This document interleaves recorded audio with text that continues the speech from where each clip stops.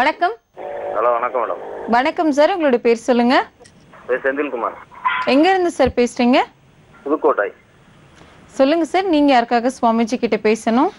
எனக்காண்டி தான் மேடம். உங்களுடைய பிறந்த தேதி, ராசி, நட்சத்திரம் சொல்லுங்க சார். 12/6/1975. மிதுன ராசி. நட்சத்திரம் புனர்பூசம். என்ன சந்தேகம் குறித்து உங்களுக்காக பேசணும்னு தெரிஞ்சுக்கலாமா? வெளிநாடு போறதுக்காண்டி ஏற்பாடு பண்ணிட்டு இருக்கேன். ஏன் அமையல, எல்லாம் தட்டி தட்டி விட்டுட்டே போகுது. அதுக்காண்டி தான் மேடம். கண்டிப்பாங்க சார், உங்களுடைய பிரச்சனைகள் தீர்றதுக்கு என்ன பரிகாரம் செய்யலாம் அப்படிங்கறது சப்தரிஷி வாக்கியம் மூலம் சுவாமிஜி கிட்ட கேட்டு தெரிஞ்சுக்கலாம். சரிங்களா? Okay madam. நீங்க என்ன உதயம் பண்ணிட்டு இருக்கீங்க? மெக்கானிக்கலை பார்த்துக்கிட்டேன் சார். சரி, உங்களுக்கு இன்டர்வியூலாம் முடிஞ்சிருத்தா? வெளிநாட்டுக்கு 2-3 இடம் குவைத்துக்கு போறேன்னா அதுக்கு போய் டெஸ்ட் எடுத்தேன், அதுவும் ஓகே ஆகல சார். சரி, நான் இங்கிட்டு இப்போ சிங்கப்பூருக்கு ஏற்பாடு பண்ணீங்க சாமி, அது தட்டி தட்டி விட்டுக்கிட்டே போகுது சாமி. சரி, இப்போ நீங்கள் வேலையில் இருக்கீங்க இல்லையா? ஆமாம், மெக்கானிக்கலை பார்த்துக்கிட்டீங்க சார். சரி, இப்போ வந்து என்ன பரிகாரம் பண்ணுறது, எப்போ கிடைக்கும்ன்றதை பற்றி பார்க்கலாம். சரி சாமி. சரி. இப்போ உங்களோட ஜாதகத்துக்கு ஒரு எளிய பரிகாரம் சொல்கிறோம். ஆனால் கடல் பிரயாண விஷயத்தில் கொஞ்சம் உங்களுக்கு பணத்தட்டுப்பாடு தடுமாற்றங்கள் ஏற்பட்டு விலகும்னு சொன்னதுனால நீங்கள் எப்பயுமே நேர் வழியில் முயற்சி பண்ணுங்கள். அது உங்களுக்கு பலன் தரக்கூடியதாக இருக்கும். ஆனால் அதே நேரத்தில் 1 வருஷம் 8 மாதம் நிறைய போராட வேண்டிய நேரங்களாக இருக்கிறதுனால இப்போ சொல்ல போகிற பரிகாரத்தை பண்ணுங்கள். கொஞ்சம் உங்களுக்கு 1-2 மாதங்கள் தாமசமானாலும் வேலை வாய்ப்பு, வெளிநாட்டு வாய்ப்பு நல்ல முறையில் தேடி வரும். இப்போ நீங்கள் இருக்கிற இடத்துலேருந்து ஒரு 20-25 கிலோமீட்டர் நினைக்கிறேன், திருமயம் அப்படின்னு ஒரு ஊர் இருக்குது. திருமயம்னு ஒரு ஊர். உங்களுக்கு கோட்டைக்குள்ளே ஒரு பெருமாள் கோயில் உண்டு. அது பெரிய கோட்டை, உங்களுக்கு தெரியும். திருமயம் கோட்டை ரொம்ப ரொம்ப பழமையான பெரிய கோயில். அது கோயிலை சுற்றி கோட்டைக்குள்ளே தான் இந்த கோயில். இந்த கோயிலுக்கு பின்பகுதியில், அதாவது கோட்டையோட பின்பகுதி வரும்னு நினைக்கிறோம், அங்கே ஒரு எல்லை தெய்வம் இருக்குது. நீங்கள் அங்கே போனால் தெரியும். அமாவாசை அன்னைக்கு காலம்பரை வேலை 3 தேங்காய் அந்த எல்லை தெய்வத்துக்கு உடைங்க. கோட்டை உள்ளே இருக்கிற அந்த கோயில் உள்ளே இருக்க அந்த பெருமாள் சன்னதி பக்கத்தில் அம்பாள் தாயார் சன்னதி உண்டு. அந்த தாயாருக்கு குங்குமத்தால் அர்ச்சனை பண்ணுங்கள். 3 முறை செய்யுங்க. 3 அமாவாசை இதை செய்யுங்க. காலம்பரை வேலை செய்யுங்க. கட்டாயம் இந்த வெளிநாட்டு வாய்ப்பில் இருக்க தடை வந்து விலகும். நீங்கள் எதிர்பார்த்தபடி வாய்ப்பு பிரகாசமாக இருக்கும். நீங்கள் இந்த சின்ன சின்ன தடங்களை பற்றிலாம் கவலைப்படாமல் இருங்க, பொறுமையாக இருங்க. இப்போ இருக்கக்கூடிய வேலையில் தொடர்ந்து இருங்க. இதில் எதுவும் புதிய மாற்றங்கள் செய்ய வேண்டாம். அந்த எல்லை தெய்வத்துக்கு பூஜை பண்ணுறதுக்கு பூசாரிகள்லாம் பெரும்பாலும் யாரும் இருக்க மாட்டான். அப்படி இல்லைனாலும் அதை பற்றி நீங்கள் கவலைப்பட வேண்டாம். அங்கே தேங்காய் உடைச்சி நமஸ்காரம் பண்ணிவிட்டு நீங்கள் அம்பாள் சன்னதி, அந்த தாயார் பெருமாள் கோயில் இருக்க தாயார் சன்னதி போங்க. அங்கே வைகானச தர்மசாஸ்திரப்படி, வைகானச ஆகமப்படி பூஜை நடக்கிறது. அங்கே இருக்கிற அம்பாளுக்கு குங்குமத்தால் நீங்கள் அர்ச்சனை பண்ணுங்கள். ரொம்ப பழமையான கோயில், வரப்பிரசாதி. நீங்கள் எதிர்பார்த்த பலன் நிச்சயம் கிடைக்கும்.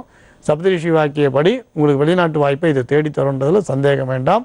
நம்புங்கள், நல்லதே நடக்கும். நல்ல ஒரு பரிகாரம் சொன்னீங்க சுவாமிஜி. அடுத்த நேர் யார் எங்கன்னு பார்க்கலாம். வணக்கம்.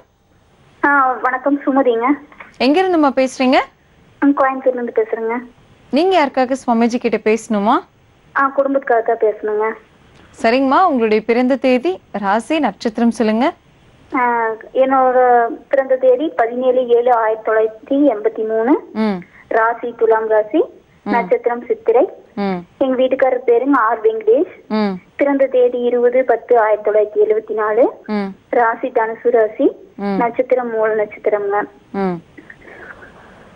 என்ன சந்தேகம் குறித்து உங்களுடைய குடும்பத்துக்காக நீங்க பேசணுமா?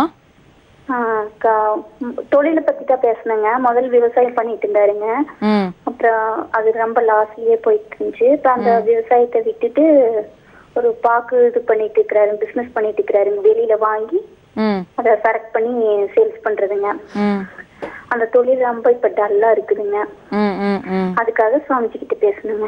கவலைப்படாதீங்கம்மா, உங்க கணவர் தொழில முன்னேற்றம் அடையறதுக்கு என்ன பரிகாரம் செய்யலாம் அப்படிங்கறத சப்தரிஷி வாக்கியம் மூலம் சுவாமிஜி கிட்ட கேட்டு தெரிஞ்சுக்கலாம். சரிங்களா? சரிங்க மேடம். சொல்லுங்கம்மா. வணக்கம் சுவாமிஜி. நமஸ்தே. இப்போ பண்ணுற தொழில் சிறப்பாக போகிறதா இல்லை தடங்கள்ல இருக்கா? ரொம்ப தடங்களா இருக்குங்க. அதுக்காக தான். என்ன பரிகாரம் பண்ணுறதுன்னு பார்க்கலாமா? சரிங்க சுவாமிஜி.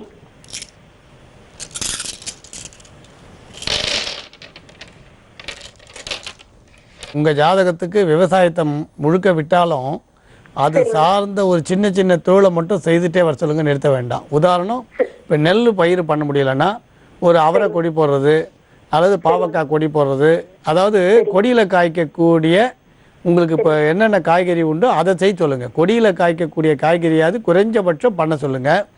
இப்போ செய்கிற தொழில் வந்து சிறப்பாக இருக்கிறதுக்கு இப்போ நான் சொல்கிற தானத்தை வந்து வாங்குறதுக்கு யோசிப்பாங்க. இருந்தாலும் நீங்கள் தட்சணையை கூட வச்சு உங்களுக்கு மற்ற பொருளோடு சேர்த்து பண்ணுங்கள். அதாவது லவண தானம் சொல்லுவோம், உப்பு தானம். சனிக்கிழமை அன்னைக்கு நவகிரகத்தில் சனி பகவானுக்கு அர்ச்சனை பண்ணிட்டோம். கல் உப்பு ஒரு படி வாங்கி நீங்கள் வெத்தலை பாக்கு பழம் தட்சணை வச்சு ஒரு கருப்பு கொடை வச்சு தானம் பண்ணுங்கள். நவகிரக சந்நிதியில் இருக்கக்கூடிய அந்த ஐயருக்கே தானமாக கொடுத்துருங்க. இது ஒரே ஒரு முறை பண்ணுங்கள். உங்களோட தொழில் வந்து சிறப்பாக இருக்கும். அதே நேரத்தில் கொடியில் காய்க்கக்கூடிய காய்கறியை சின்ன அளவில் பண்ணியாவது நீங்கள் வியாபாரமாக பண்ணுங்கள். பரிகாரம் ஒரு முறை செய்தால் போகிறோம். ஒரே ஒரு சனிக்கிழமை ஒரு முறை பண்ணுங்கள். தொழில் சிறப்பாக இருக்கும். நீங்கள் கவலையை விடுங்க, நம்புங்கள், நல்லதே நடக்கும்.